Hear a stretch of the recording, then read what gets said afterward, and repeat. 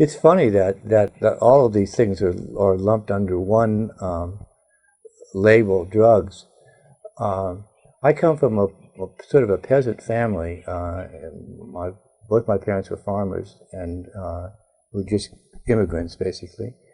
And when my mother found out that I was in California, that I took drugs, it broke her heart. And there was no way that I could explain to her what it was I was doing, because that word drug just had such an impact on her mind that it was about the worst thing her firstborn son could ever do. And it was just, it was one of the saddest things in my life that I could not explain to Mom what it was I was doing. Mom was a very religious person. She went to Catholic church every day, and I could not find a way to tell her that I was doing the same thing that she was doing. And I still, would not know how to tell Mom, what the difference was between her going to church and me taking entheogens, searching for God through chemicals. You really can't explain it to someone. It has to be experienced. And many people don't find it religious. They take drugs for kicks, even entheogens. Oh, that was groovy. And don't see anything holy in them.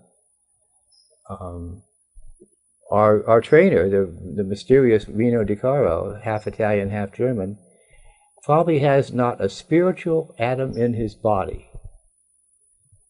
And he doesn't see God on drugs. But he explores, the human side of them. He loves entheogens, loves MDMA, thinks that society that makes MDMA illegal is sick.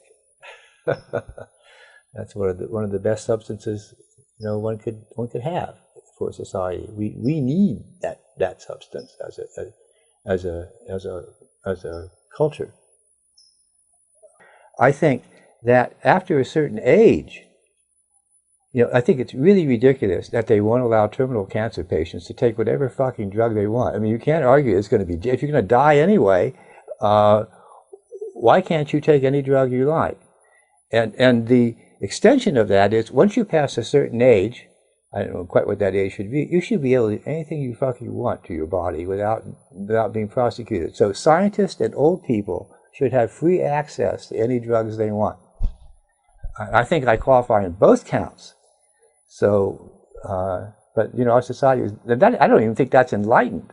I think that's common sense. An enlightened society would take a look at these drugs objectively and say which ones can help, promote, and do we want a society based on alcohol and cocaine, or do you want a society based on LSD, MDMA, ayahuasca? Which of the drugs we're going to promote? And our society's picked, for some reason, the absolute worst drugs to make as its standards, good drugs.